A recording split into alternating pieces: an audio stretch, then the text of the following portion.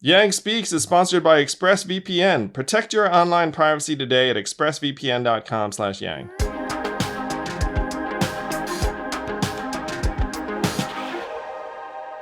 The Democratic Party needs to not content itself with being the party of the urban core. Whatever you want to say about Trump, and there's a lot to say, when he ran, one thing he did I will give him credit for is he looked at these people in blue-collar small towns and he said, you know what, your lives are important. Your problems exist, and I'm going to help them. Now, he hasn't helped them, and he's full of it, and he doesn't care about them, but at least he acknowledged them. And we in the Democratic Party do not acknowledge them way too often. I don't think it's out of maliciousness. I just don't think there are very many Democrats who know about places like this. I mean, there are not too many Sherrod Browns. And so you don't hear voices like mine. When's the last time you heard, outside of James Carville, a Southern twang representing the Democratic Party? And I'm living proof that if you speak to folks, they will listen, because no one's going to mistake me for,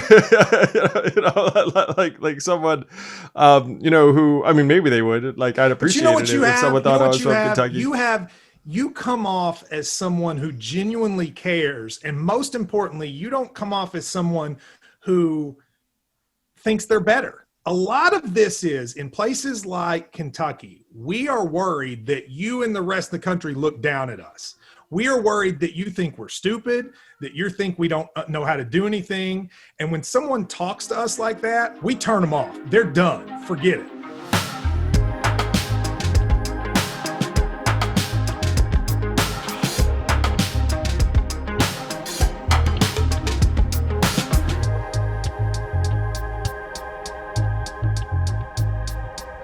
I am thrilled to welcome to Yang Speaks someone who's a force of media nature in his own right, Matt Jones, the founder of Kentucky Sports Radio, New York Times bestselling author of the book Mitch, Please, about Mitch McConnell and his native Kentucky, graduate of Duke University and Transylvania University, which I confess I did have to look up. Well, welcome. I went to law school at Duke.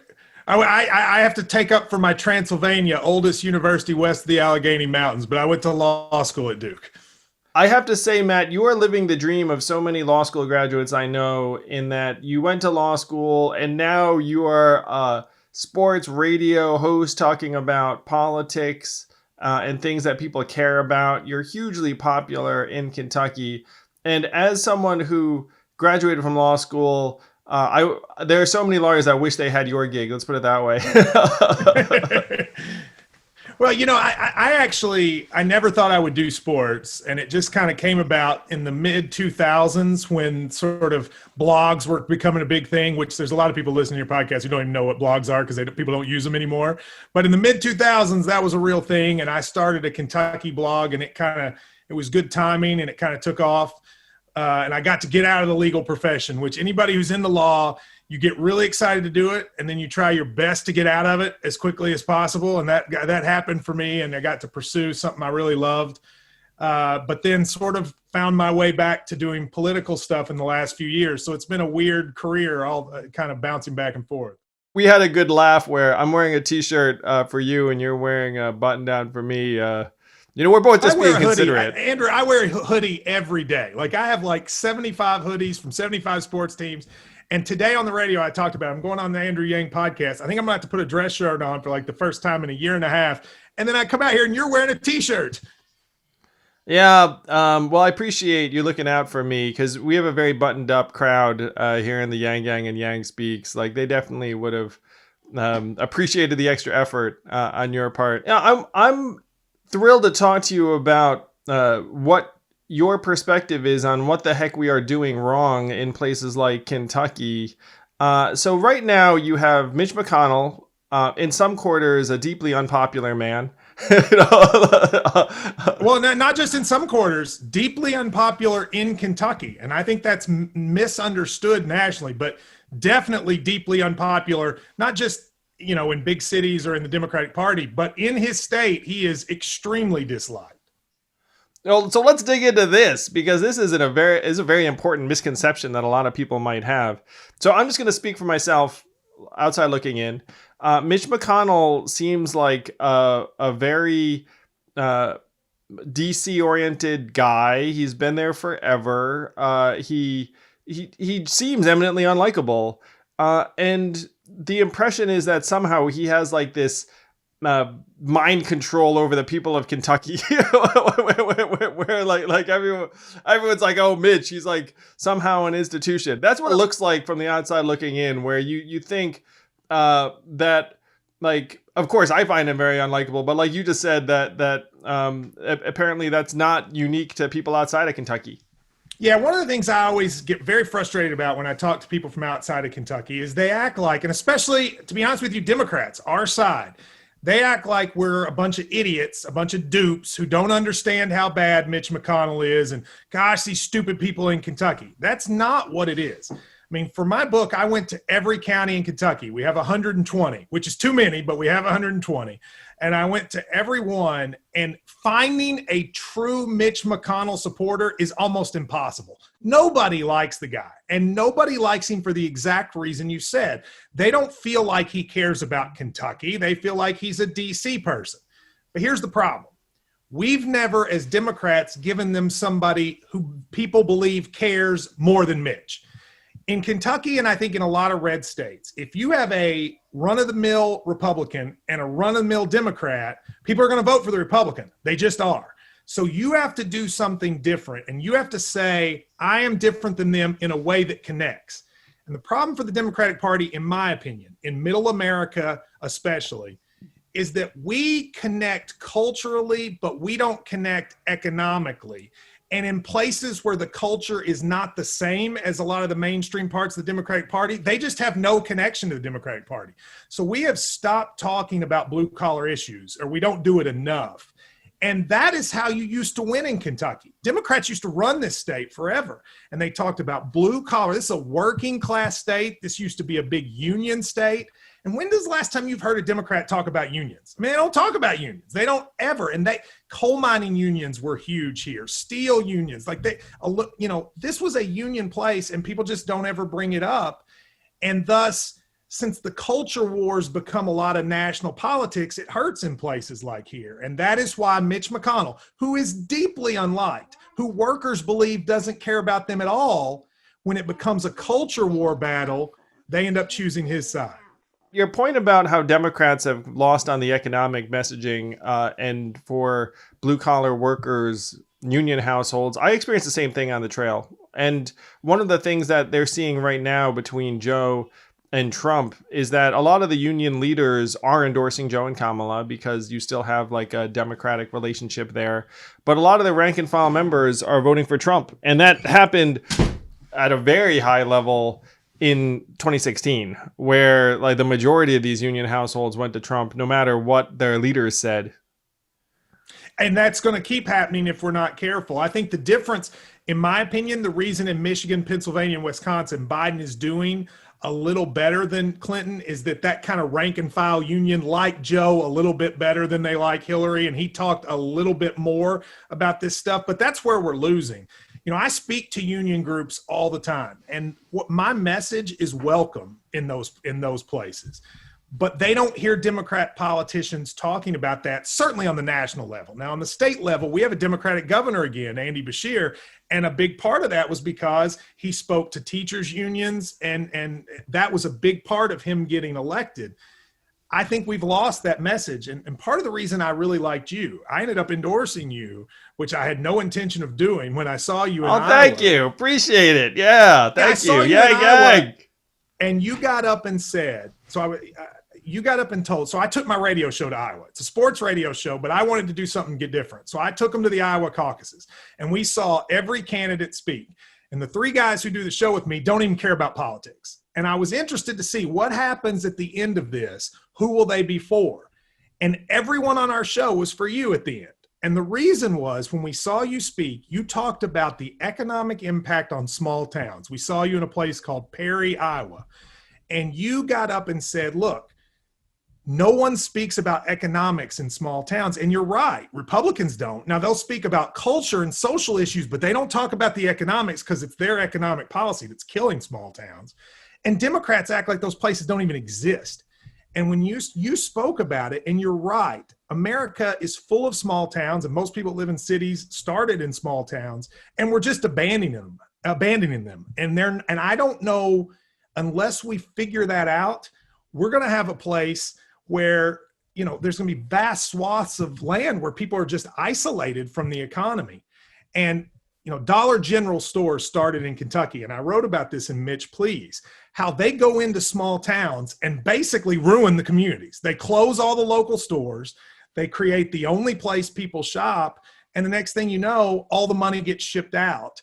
That's what I worry about across the United States. That's 100% happening right now. And you can see Dollar General and Walmart came and ran over the mom and pops.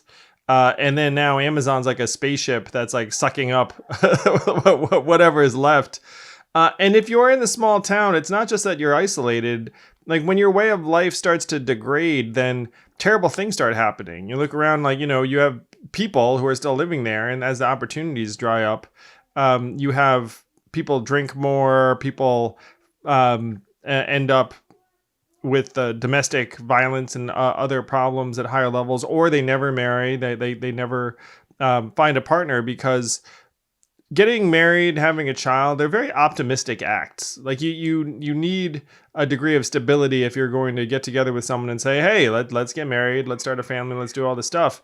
And you start kicking out the paths forward for a lot of people. You see families deteriorate very quickly or never form.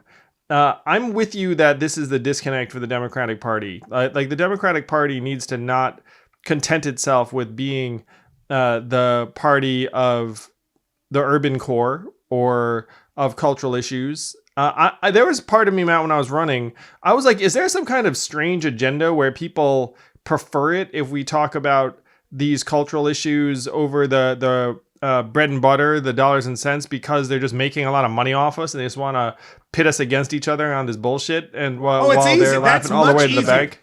I mean, if you were to go on Fox News or MSNBC and try to argue about tax policy, nobody's going to care, but it is what's most important. I mean, so I live in Kentucky. People still like Trump here. At least a lot of people do. And I will talk to them and they'll say, why don't you like him? And there are a million reasons. But the thing that bothers me the most were his tax cuts.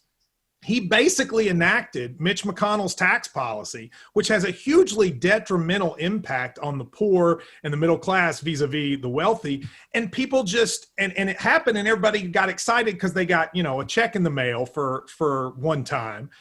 And it infuriates me, because whatever you want to say about Trump, and there's a lot to say, when he ran, one thing he did I will give him credit for is he looked at these people in blue-collar small towns and he said, you know what, your lives are important. Your problems exist, and I'm going to help them. Now, he hasn't helped them, and he's full of it, and he doesn't care about them. But at least he acknowledged them. And we in the Democratic Party do not acknowledge them way too often. I don't think it's out of maliciousness. I just don't think there are very many Democrats who know about places like this. I mean, there are not too many Sherrod Browns. There just aren't too many of those people left that are winning elections. And so you don't hear voices like mine. When's the last time you heard, outside of James Carville, a Southern twang representing the Democratic Party? I don't know. I mean, it just does not happen. And I think that leads to a lot of people.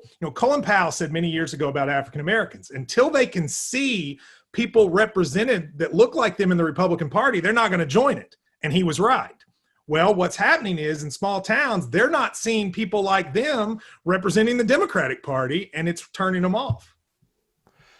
And I'm living proof that if you speak to folks, they will listen, because no one's going to mistake me for, like someone, who, I mean, maybe they would. Like, I'd appreciate it if someone thought I was from Kentucky.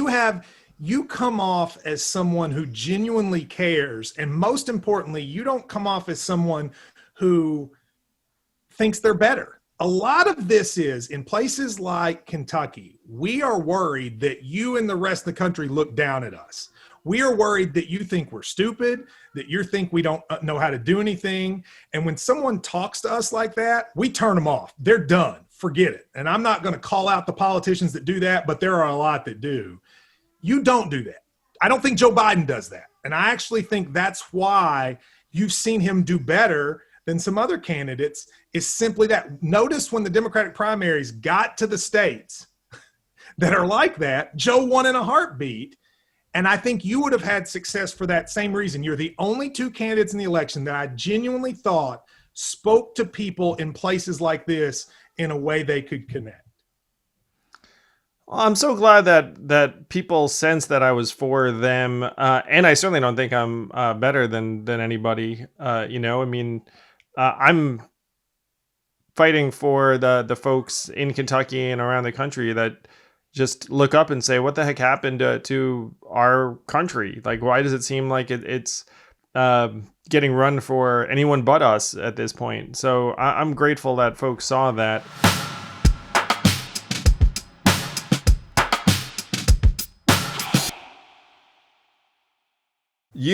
At Yang Speaks, we think that your data should be yours. We have Prop 24 on the ballot in California coming up, but there are things you can do right now to protect your data. And one thing we recommend is use a virtual private network, which lets you beam into the internet from anywhere. No one can track your activity, including your ISP, which right now often is keeping track of everything you do. ExpressVPN is the VPN that we recommend. It's not just us, also Wired recommends them, The Verge recommends them. ExpressVPN is best of breed for consumers who want your online activity to remain yours and yours alone. Go to expressvpn.com/yang to get an extra 3 months of ExpressVPN for free. expressvpn.com/yang. Take your data back, or at least make it so that it's not the data broker's data too, if you know what I mean.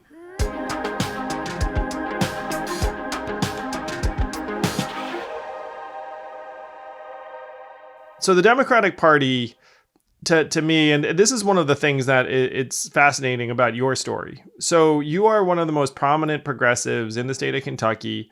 You've identified the real issues that people care about. People will listen to you because they sense that you're a different voice.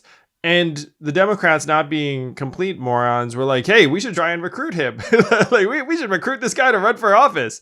And you get asked about it every single cycle, which makes sense because you would be one of the most successful prospects that they could possibly field. And you went so far as to attend one of those congressional candidate training camps. And after you went through that, you said, "You know what? I'm not sure I'm going to run that cycle." I think it was 16 when they were talking to you. So tell us about why you took a hard look and what your experience was. Well, so I do a radio show every day, and I would argue I am probably one of the only people in the country who is a progressive and an outspoken progressive that speaks to a conservative audience every day. 75% of my audience are Trump voters. And that's because that's the sports audience in Kentucky. And they know I'm a progressive, but they're okay with me because I think they think my heart is in the right place. So in 2016, they called me up to consider running against Andy Barr in the congressional district that represents Lexington, Kentucky. And long story short, they asked me to come to this congressional boot camp where they teach people how to run. And I went there and I was with the 50 to 60 candidates that were in the swing districts that you had to win, the sort of purple districts. And it included a lot of names of people that you would know. And they basically did a 3-day camp on how you win. And it was the most depressing thing I have ever been a part of, because my thought was, okay, they're going to teach you how to campaign, how to talk about issues. They're going to talk about, what's a good policy to have on this or that. None of that was a conversation. No one, Andrew, even asked me what I believed on anything ever. I mean, they just thought, well, you could win, so you should come and run. I could have believed anything in the world, and they wouldn't have known. They didn't care. They just thought I could win. And at the boot camp, all they taught you, literally all they taught you, was how to raise money. The whole thing was about money. A very prominent congressperson stood up and said, "Let me tell you what doesn't matter. Meeting with voters doesn't matter. Your policies don't matter. What matters is how much money can you raise and how do you utilize it." And when I heard her say that, I knew I wasn't going to run, because I was like, I'm not going to do this. This is such a terrible part of potentially being in office and in Congress, especially in the House. you have such little power that they just see you as a number to get to a majority. And I came home and I almost said, you know what, I'm done with politics, period. It was that depressing. Now, I didn't do that, but it really showed me, and I'm sure the Republicans have the same thing, it really showed me that at least at that level, it's not about issues. It's not about anything except raising money and getting the vote to get a majority. I'm the numbers guy, Matt, and they probably told you this at the boot camp, but the average successful congressional candidate raises and spends $1.6 million on their campaign. So you have to ask yourself, okay, who the heck can raise $1.6 million for a congressional campaign? But that's the reason they think the way they do. They're just like, well, let's say you're a great human being, you have great vision, people really connect with you, but can you get $1.6 million? And if not, then none of your personal qualities will care. They've become very, very mechanical, shall we say. Do you believe that? I mean, do you believe that? Because I don't. Do you believe that? Do I believe that the average congressional candidate that succeeds raises 1.6 million? Let's talk about what happened here in Kentucky during the Senate primary. A guy named Charles Booker, who I endorsed and really liked a lot, nearly pulled off one of the most shocking primary upsets ever against Amy McGrath. Amy McGrath raised like $50 million for this Senate campaign. At one point, Charles Booker had like $30 in the bank. And Booker got the spark mostly via social media, and the money came after. And I'm sort of the belief, now you need a base money or at least a base presence or a social media something. But the money for Charles, he would have had, if he had gotten the nomination, he'd had all the money he needed against Mitch McConnell. Anybody would. Heck yes. Yeah. But he basically just, once he got the spark and people knew who he was, he raised a lot of money. And if he had one more week left in the election, he would have been the nominee and done very well, I think, against McConnell. May not have beaten him, but it'd been close. I don't agree that it should be about who can have the most money, because I think Steve Bannon, who I think is a contemptible person, but he said one thing I think is right, which is I actually think weirdly, money almost matters less now because there are so many ways to get it. And when you get to big races, you'll get it anyway because people will want you to win. So I don't know that I totally agree with that like you got to have that 1.6 million or why even do it. I agree with your disagreeing, and Charles is a great example. Candidates matter. Candidates matter a great deal. Yes, they do. It's one of the things that prompted me to run was I thought, you know what, like I think that this message needs to get out there, and I think people will connect with it, and I believe I'll get the resources I need. And I could have lived with myself if I hadn't. You know what I mean? It's not, it's not like you could look at it and say you can't know. That's one of the things about these races too, and you hit the nail on the head with Charles. Like if Charles puts himself out there, then he has a chance to get the resources he needs. It's like, can you know that someone ahead of time is going to get the resources? Sure, in some cases, if they're just sitting on a giant pile of money. But the vast majority of candidates are going to have to put themselves out there and hope that they catch that spark. And then when they do catch that spark, then magical things can happen. And those are the things that make the DC establishment look up and be like, oh, I did not see that coming.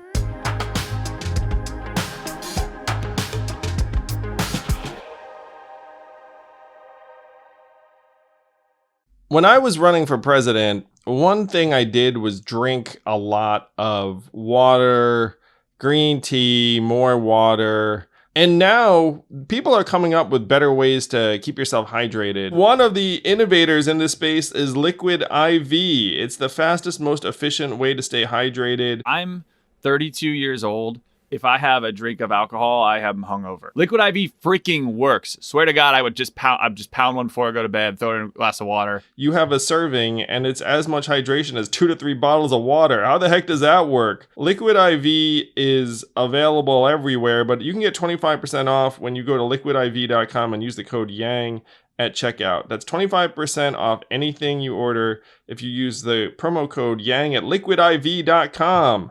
Get better hydration today at liquidiv.com. Promo code YANG, and you'll thank us because you'll feel like your body's getting what it needs.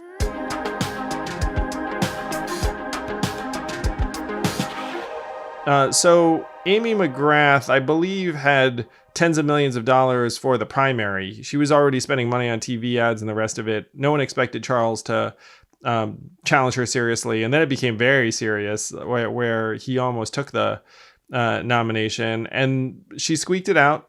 And then now Charles and everyone's behind her because you got to try and beat Mitch.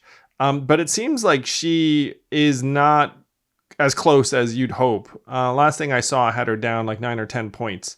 So why is it that people in Kentucky are not excited about Amy? And I don't want to put words in anyone's mouth, but I don't know if you agree with the fact that people aren't excited. I mean, I don't know. I don't want to be negative towards Amy because I think she is a good person, but she's going to lose by 20.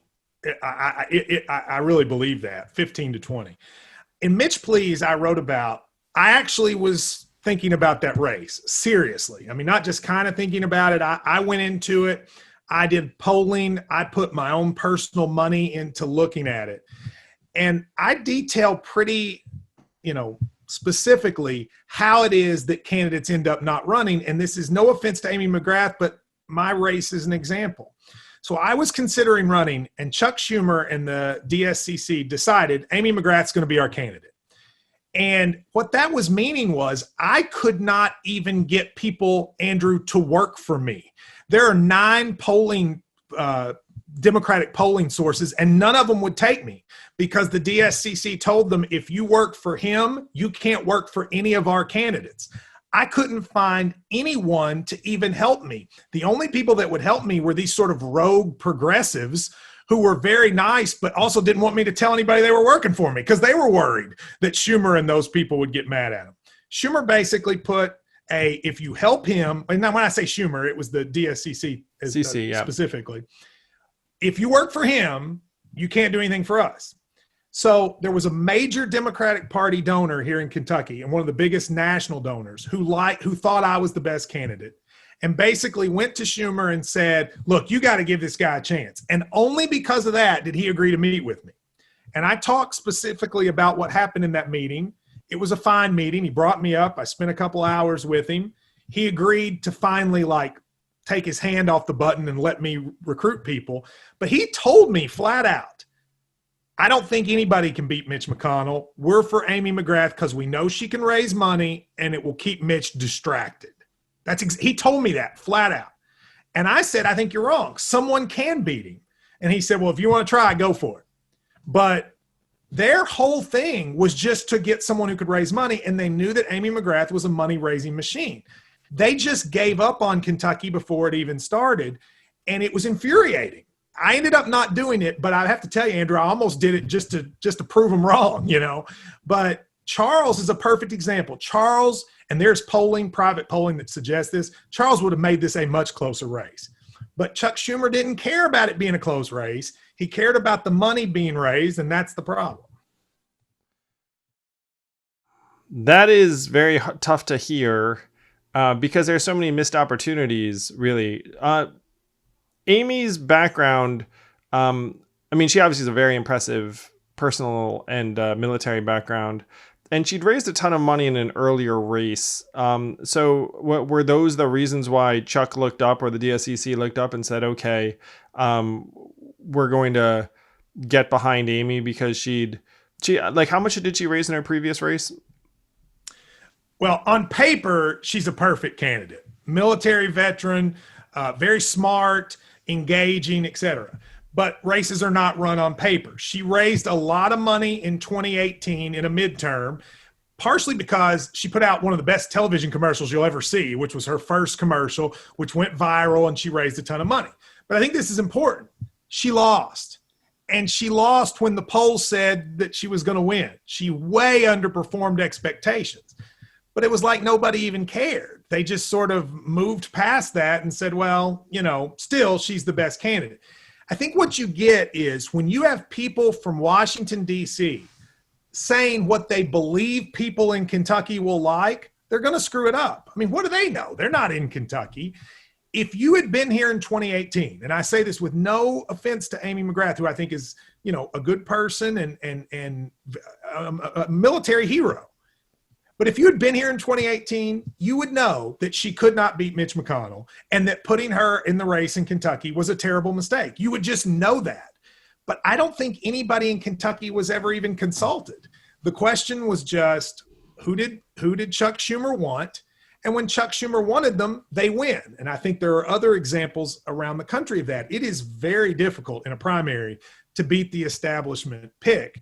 So, and then the field gets weighted because she raised so much money. She raised like $8 million her first 2 weeks in the campaign. Well, Andrew, how am I supposed to compete in a primary against somebody that has $8 million and then when they tell big donors don't give him money? Where am I supposed to get any money? You know, Charles Booker, if it was not for the Black Lives Matter protest, he may have never even gotten sort of noticed, but he did because he was such a great leader during that time period. But before that, she just had so much money, it was impossible. And that was all done by the National Party. And this is a missed opportunity. I'm not going to lie. It would have been hard to beat Mitch McConnell. It would not have been easy. You would have had to run a perfect race, especially with Trump on the ballot. If he wasn't on the ballot, it's different. But it was possible. And they picked a candidate that made it impossible. And I think, and I don't say this hopeful because I'm going to vote for her and I hope she wins. I think she will lose by an amount that will really surprise people. This is really the difference between making a calculation based on numbers and humanity, where if you're at some dashboard in DC and you look up and you think, okay, this is a race where we don't expect to win because we haven't been competitive in that area, so I'm going to make a resource decision. And what comes to mind for me is sometimes what you want to do is you want to make a more high variance human decision, which is like, okay, this person, there's a great chance that they never get lift off and they lose terribly, but there's at least some upside here where like I can project that they actually inspire people and lead people in a tremendous way. And you can get a sense of that from spending time with someone. Like if you have a particular lens.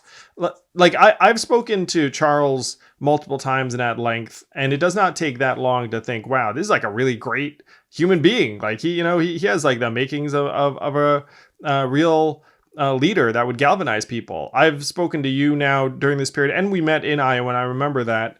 And given who you are in your audience, and the fact that you communicate for a living, and you understand the community, and you've got a background that a lot of people respect, and you care about things that other people care about, and like the rest of you can connect with people on multiple levels. You are a tremendous upside pick. Like the fact that at least they were talking to you about it means that, again, they're not totally with their heads in the sand. But that's the kind of thing you would do, is you would choose like high variance humans and say, okay, like this person has a chance to take off in a way that would inspire people. That would be the other way of doing it, as opposed to looking at it as numbers on a ledger. I like everything you said there. I'll give you an analogy for sports because that's what I do most of the time. So the SEC is the best for football. And many years ago, Kentucky had been terrible at football for like 30 straight years. And C.M. Newton, the athletic director, said, we can keep trying to do it the same way and hire the same coaches they do, but we never win. We hired Alabama's former coach, and he lost terribly because we're not Alabama. So he decided, let me try something completely different. So he went and hired a Division II coach named Hal Mumme from Valdosta, Georgia, who came up here and decided, I'm going to do things completely different. I'm going to throw every pass. We're not going to run the ball. We're just going to air it out. He created something called the air raid. Came to Kentucky, and they won a lot of games here. And that offense that he created is now the most popular offense in college football. Mike Leach has had success with it. There are guys in the NFL using it. It started at Kentucky because they didn't think they had any chance, and they were going to try something crazy different to see if it would work. That's exactly what you're talking about. I mean, Kentucky in Senate races is about like Kentucky in football was back then, which is a long shot. And why wouldn't you try something different? I mean, what's better, spend $50 million and lose by 12, or try something different, maybe lose by 30, or maybe pull off an upset. And I would argue it's a lot better to do the latter. I think the National Party sees the former as better because it's safer, and parties don't like to take chances. And the Republican Party, by the way, is better at this than us, because starting really with the Tea Party, they've kind of said, you know what, primaries, have at it, and whoever comes out, we'll support them.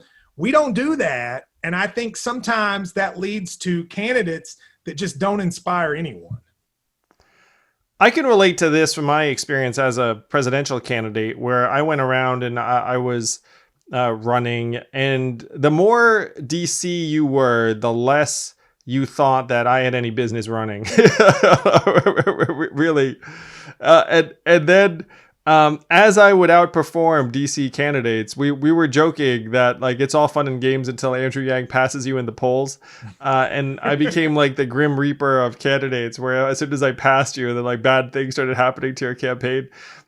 So that was the conventional wisdom being thrown on its ear in the same way you're describing. It's like, you know, you look at some of these sports programs like, oh, try something different. Like Andrew Yang was definitely something different. And that there were a lot of people that were surprised by our relative success.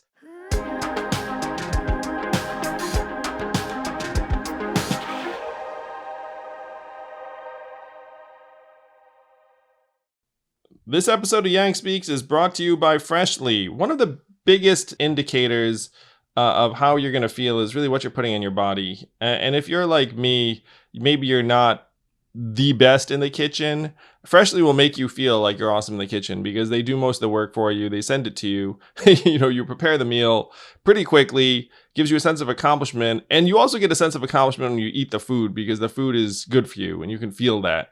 So you can take what right now can be, frankly, like what am I going to eat like experience, which a lot of us have during this time. And then you go and then you prepare something that does not make you feel good about yourself, either in the preparation or in the eating. And you can like turn that experience around pretty quick.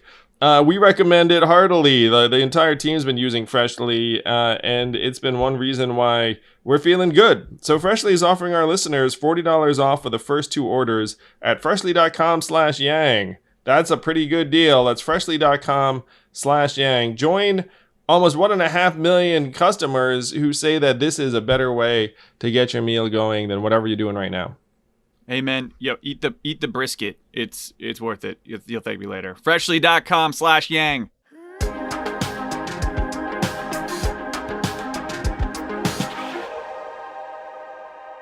We succeeded in part because folks are fed up. They're looking around and saying business as usual is not working. Certainly politics as usual is not working. And I would love to talk to you about what we can do to build a better Democratic Party, or whether you think that there's a third party that's necessary, or if the Democratic Party is just not not connecting with people in the right way. And I want to segue into this with a book called A Righteous Mind. Have you read this book by Jonathan Haidt? I don't think so, no. It's okay if you haven't, but I think you would love it, Matt, because it's right up your alley. So he identifies 6 pillars of morality, essentially, that make us tick as human beings, even across cultures and civilizations. And he said that Democrats are good at arguing about 3 of them, and Republicans are good at arguing about all 6. And so that there are certain people that just don't feel like Democrats are talking to them, and we're having a hard time connecting. And so if this sounds interesting to you, like I highly recommend it. He's a very, very smart guy. He's a professor at NYU.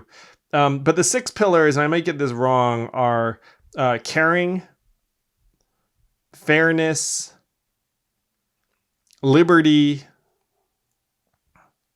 authority, loyalty, and sanctity.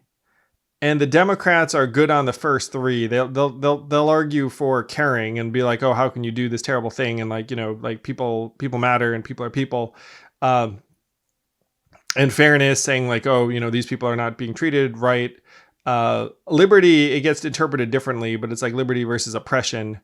And so that there are ways that Democrats argue for liberty from, let's call it, you know, lack of healthcare or something along those lines. But then on the fourth, fifth, and sixth, loyalty, authority, and sanctity, the Democrats just don't touch them really. They'll look up and be like, well, those aren't things that. But it turns out that a lot of human beings and a lot of Republicans also care about authority, loyalty, and sanctity, and so you end up with different cultural conversations taking place. And the trap for Democrats, in my mind, is that they act like, well, if you don't get the message, then that's your fault. Like, there's something wrong with you, because there's nothing wrong with our message. Our message is great. I haven't read the book, but I totally see that point. I always make a joke. There's nothing worse than being in a meeting with a group of liberals because nobody likes to take charge because they don't want to ever say someone is, on a higher plane than somebody else. That's kind of the authority thing. But it's true. And I think there's a real problem, not just with looking at things differently, but like what you just said, Andrew, which is I think too many Democrats think if you don't look at these issues the way I do, you're a worse person. And a perfect example is just talking about Trump supporters in general. There's a lot of people that are Democrats that believe if you support Trump, you're a bad person, period. They don't even want to hear anything else. And I say all the time, I understand why people support Trump. I disagree with them, but I understand it. I get what drives them, and I don't think they're bad because of that. As a matter of fact, some of what that leads them to believe it, I agree with. I just don't agree with projecting it onto Trump. Religion, I think, is where Democrats really screw up. I mean, we are good as Democrats in protecting freedom of religion for oppressed or minority religions. We're good at that. But we don't like to talk about the majority religion. We don't like to talk about Christianity. We just don't like to talk about it. I mean, people feel weird talking about it. They almost feel like that it's not even worth acknowledging. I find it strange. Some politicians won't. Joe Biden talks about his Catholicism, but a lot of politicians don't seem like they want to talk about it. Religion is at the core part of a lot of small town life. When I was a kid, I didn't know anybody that didn't go to church.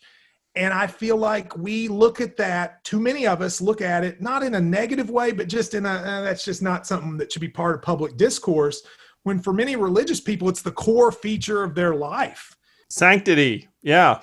The Democrats don't like to talk about sanctity.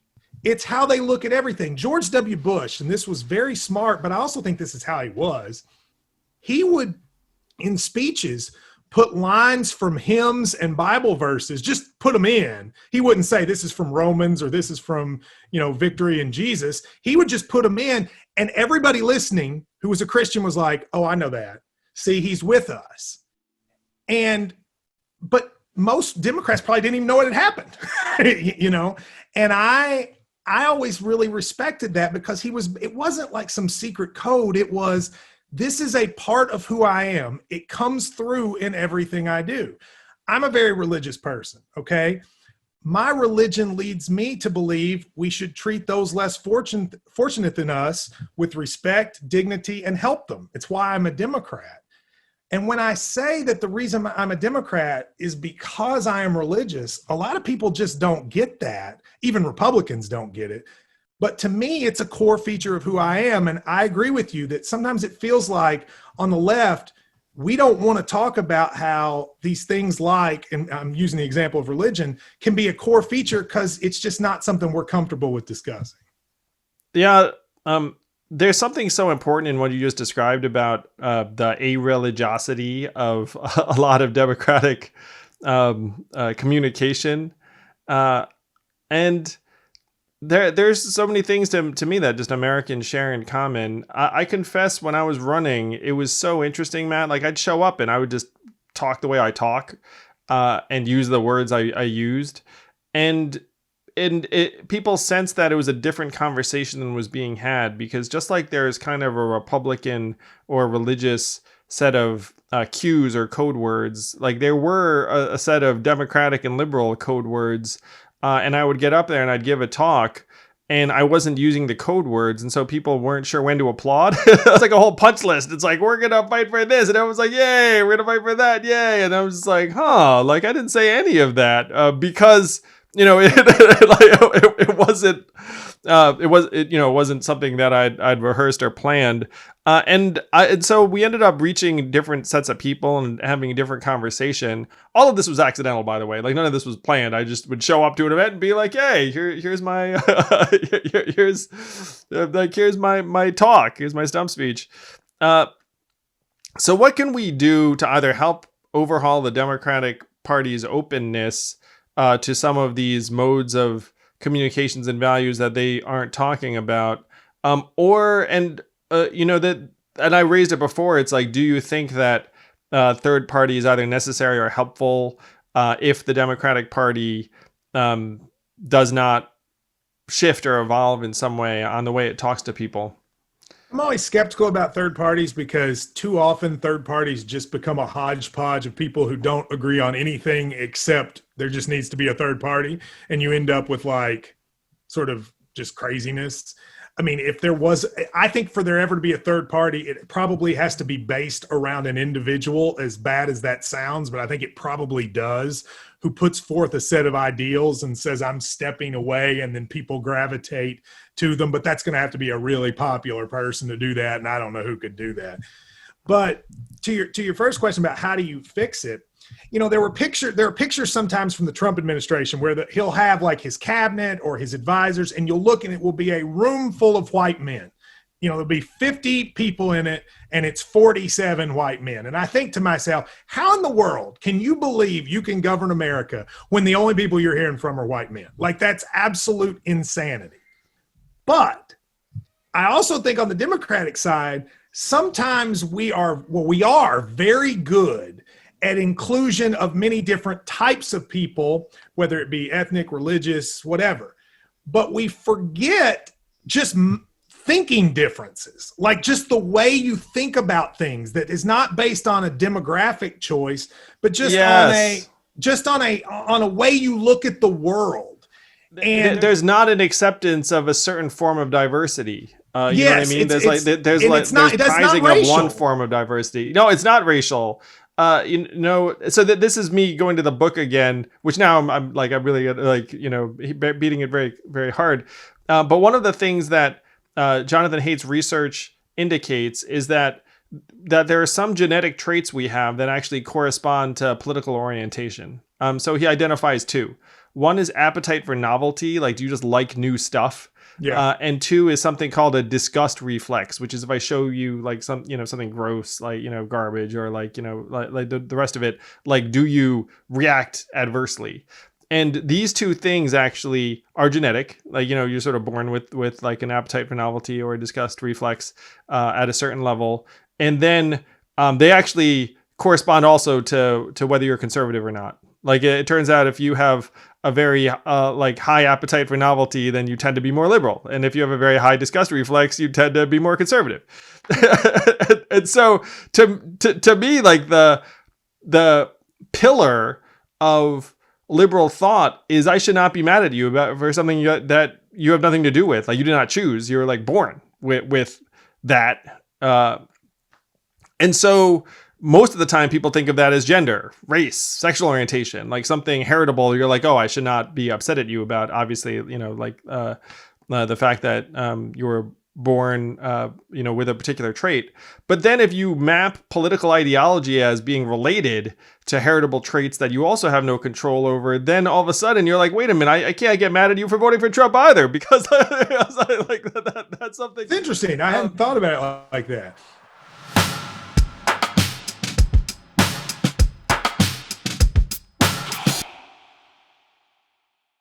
If you are listening to this, you like podcasts, and you're thinking, what podcast is going to entertain me, but also give me some actual knowledge I can use? And one podcast we recommend heartily that does just that is the Jordan Harbinger Show on Apple Podcasts, Spotify, wherever you listen to podcasts, wherever you got this one. Jordan's a really smart guy himself, but he brings on experts and technicians who do incredible things, from, frankly, talking people out of their money to safe cracking to spycraft. He's a bit of a guy, so he kind of talks to people that, you'd be interested in hearing from. who've done some James Bond type stuff. So if you are intrigued by how to bring some James Bond into your life, go to the Jordan Harbinger show. We enjoy the show. Think you will too. That's HARB as in boy, INGER on Apple Podcast, Spotify, or wherever you listen to podcasts.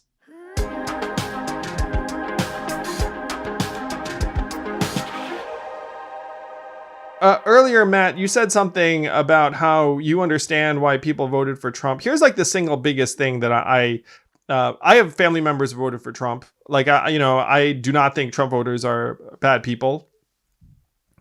And one of the reasons why I think a lot of people voted for Trump is they looked up and said, government's not working. We need something different. This person's going to shake things up. And I do not find that to be an irrational or unreasonable sentiment. You can look up and legitimately say, I do not think DC is working for the people, for me and the rest of it. I agree Trump was the wrong guy, and, he's as or more corrupt. But one of the problems that I'm seeing is that institutional mistrust is rising across all groups, but the institutional mistrust is higher among Republicans and independents than it is Democrats. Whereas Democrats are still like, no, government works, we can just make it work. And then the rest of America is completely losing confidence in that. We're like, is this really working? and Trump capitalized on that. And so this to me is one of the big challenges that we have to have Democrats embrace, which is like, look, if you're going to argue for government, we really have to get it working for people at a much higher level, like not just in a talking point level, but in a, like, I'm actually making a difference in your life level, that in a way that you can feel and trust and will actually change your mindset or attitude around it. It's one reason why I was for universal basic income so strongly, is because that we could do and you would feel it. Yeah. And I think that's important, but I will say this, you can give people changes in their lives. And if you don't do it in a way that reflects the value in them as humans, it won't work. So let's use Obamacare. Obamacare is extremely popular in Kentucky, so long as you don't call it Obamacare. You have to call it the ACA, because in Kentucky, we got it through our governor at the time, sort of accepted the Medicaid expansion when no other states like ours did. And now it's very popular. But people don't really give credit to Obama for it, because they don't give credit to Democrats for it, because they're still stuck on this idea that Democrats somehow don't think we're equal to them. And I want to go back to what you said a minute ago about traits, because I think a lot of it is traits. I think a lot of people in rural areas believe, and I'm not saying this is fair, but I understand why they believe it, that liberals are too judgmental, just in general, about things. That like everyone has to be perfect to liberals, and if you're not, they'll yell at you all the time. And I'll give you an example that just happened around here in Kentucky. There was a person who was a sort of a social media figure that everyone in Kentucky knew, which is weird, but they did. He had a pseudonym and he passed away. And when he passed away, I knew him. He said a lot of things when he was alive I wish he hadn't said. He was not perfect. But I said, I'm very sorry to hear he died. Prayers to his family, just the things you say as a human being. I got shouted down by liberals all over the country, like Democratic advisors who said, see, this is why you couldn't have had him as the Senate candidate. He's giving, rest in peace wishes to a person who said bad things. Well, I didn't like that he said bad things. I wish he hadn't, but he died, and he had 2 children and a wife, or 3 children and a wife. And if you can't show humanity at that moment, then all these people just look at that and go, he's got 3 daughters. You can't say rest in peace when he has 3 daughters without getting screamed at. I think a lot of folks in rural areas just feel like that they're constantly judged, and it becomes very difficult for them to accept the other things that Democrats try to do that are very positive for them. And I wish we could, again, this goes back to my Christianity. We're all sinners. No one is perfect. Everyone makes mistakes. Now, some mistakes are worse than others, but none of us are perfect human beings. Let's have grace. Let's forgive people. Let's let people redeem themselves. And I think we're bad at that as liberals, especially in recent years. And I wish we could get past that. The word I've used, Matt, is patronizing. There's something patronizing about a lot of the Democratic Party, and it's very alienating. And we should very much stop it if we can. There are two things that have made it much, much worse in recent years, and that's the polarization of media and then social media. Because now in social media, you end up with very, very negative sentiments that get amplified very quickly. And it's bad for all of us. It's tearing us apart. It's making it impossible for us to come together on some of the big solutions. But I agree with you. We have to deliver value, and we have to deliver value to people in a way that they'll appreciate and like and understand.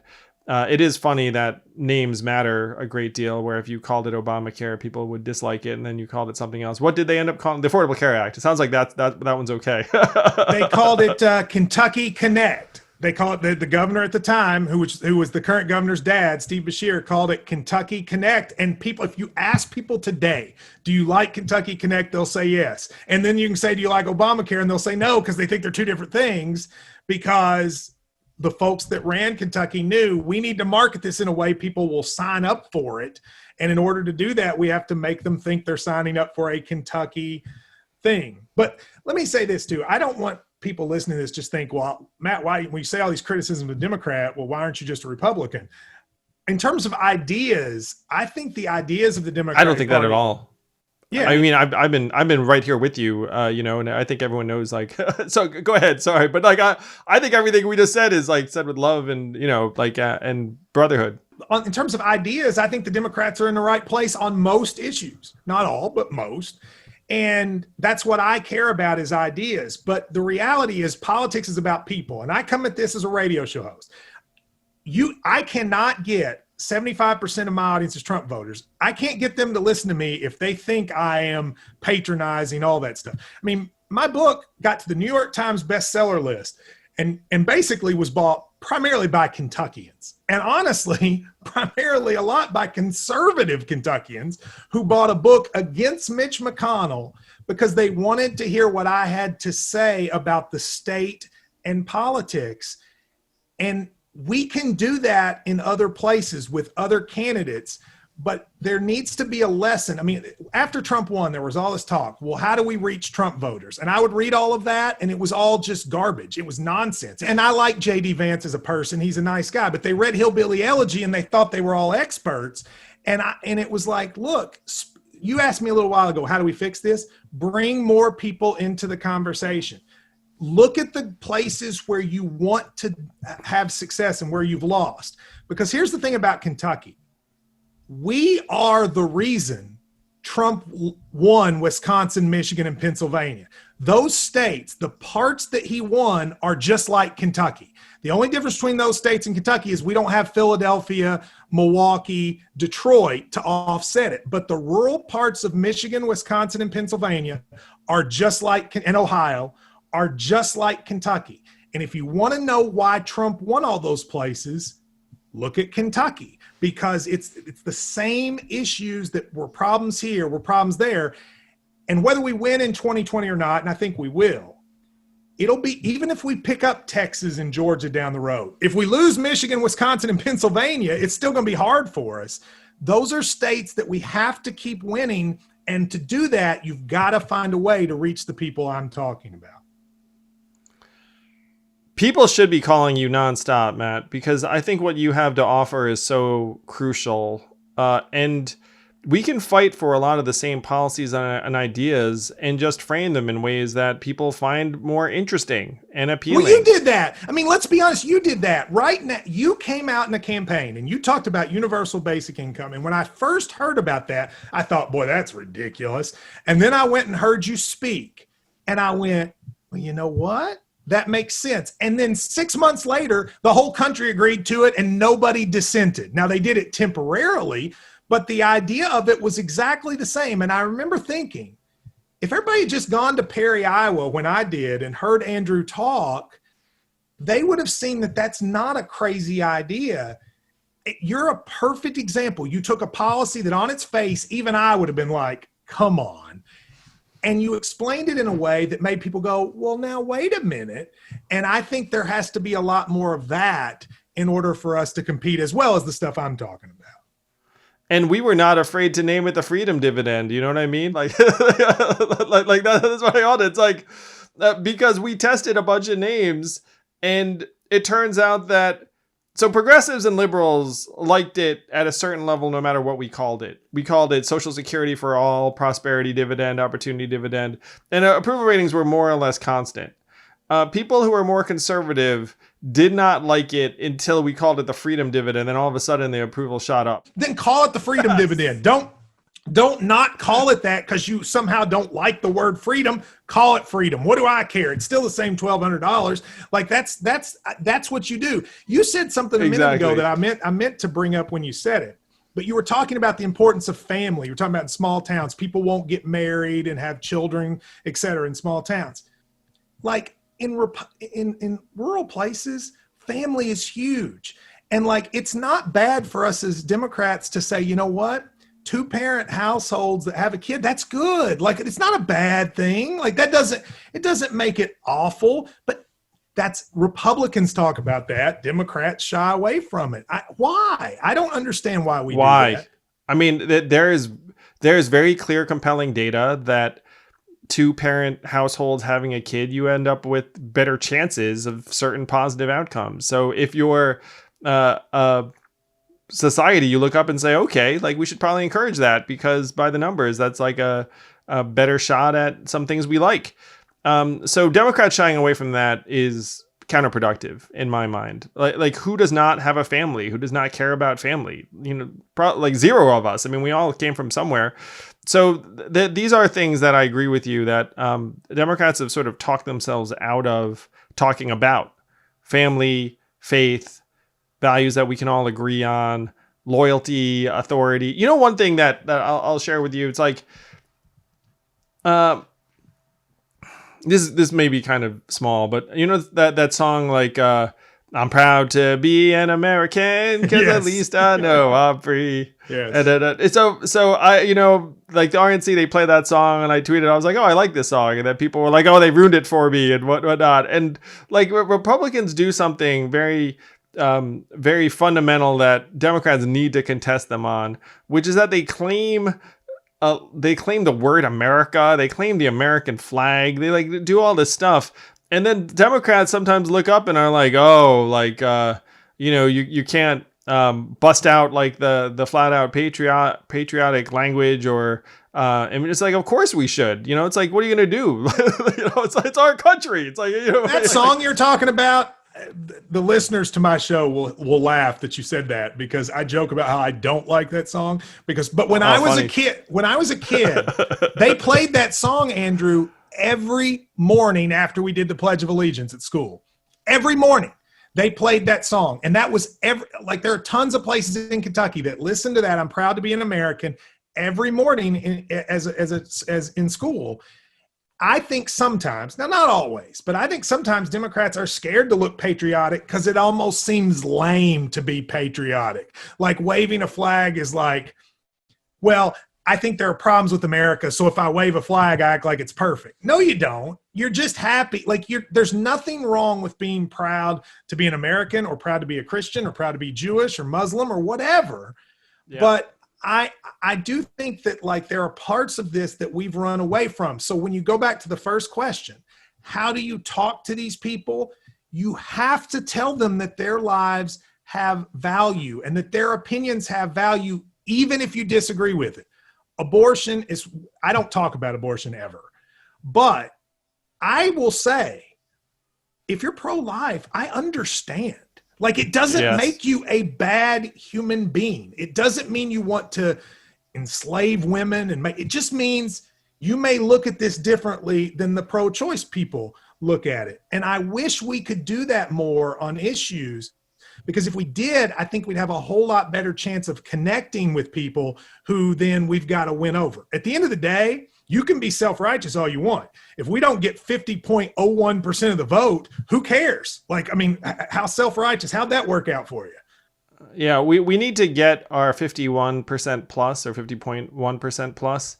But then if we're going to solve some of these problems, we need to get a bigger consensus than that. And even the people who disagree with us, they have to know that we care about them, we value them, we listen to them, so that we can come together and say, okay, don't agree on this or that, but here's the direction we're going to go. And then people will still be able to live together and hopefully prosper together. I mean, it seems like a very, very distant ambition now for us to prosper and flourish, but we still have a chance at it. You know, I should know this, Matt, but are you a parent yourself?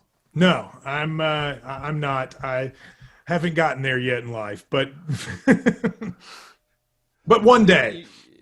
Oh, well, I mean, you strike me as a very eminent bachelor then. I have a girlfriend. She's actually a TV producer in New York and a wonderful, wonderful woman. But yes, but I am not a parent yet. But I agree with you in terms of you building a consensus. I'll tell you what's interesting about Joe Biden to me. A lot of liberals still can't believe Joe Biden's the nominee. I'll be honest with you, Andrew. I always thought he was going to win. I even thought he was going to win when he lost Iowa and New Hampshire, because people forget about just the folks not on social media, and they forget apparently in Democratic primaries about African Americans. They get forgotten in the early Democratic primary states. But read polls that come out where they talk about traits, and look how high Joe Biden always scores in cares about people like me. He doesn't score high in a lot of stuff. But even with Republicans, he will score surprisingly high and cares about people like me. And I think the reason that Joe Biden ended up winning the primary, he's going to win the general election, I think. And I think that Republicans don't hate him as much as they have other candidates, is they genuinely believe, most people, that he cares about them. And that is a very effective trait for politics. I agree on all fronts, and I am thrilled to see what the future holds for you, Matt. I think you are just what the party needs, just what Kentucky needs, just what the country needs. People should be going to you much more than they are. Hopefully this conversation helps push the Democratic Party in a particular direction. And at some point, hopefully they manage to talk you into running, because you would have been a really, really fun, awesome candidate against Mitch. Certainly, if you'd gotten through the primary, congressional candidate last cycle, I'm sure they'll stay after you. But if you do run, you'll have my support, because I would love to see you making your case in Kentucky and then going all the way to DC and talking sense to more people there. So thank you, and looking forward to seeing what the future holds. And thank you. And when this pandemic ends or slows down, I want you to come to Kentucky and do a speech or something, and let me kind of show you around, because I do think your message plays here in a way. I think people thought of you as a person that would play in cities. I think your strength is going to be in small towns, and I hope you'll do some of that when things open up a little bit. I would love that. Yeah, let's make it happen post-pandemic. It'll be one more thing to look forward to. Yeah, thank you very much. Thank you for listening in. I hope you enjoyed this conversation. If you did, please do subscribe to Yang Speaks and click on notifications so we can let you know every time we have a new episode.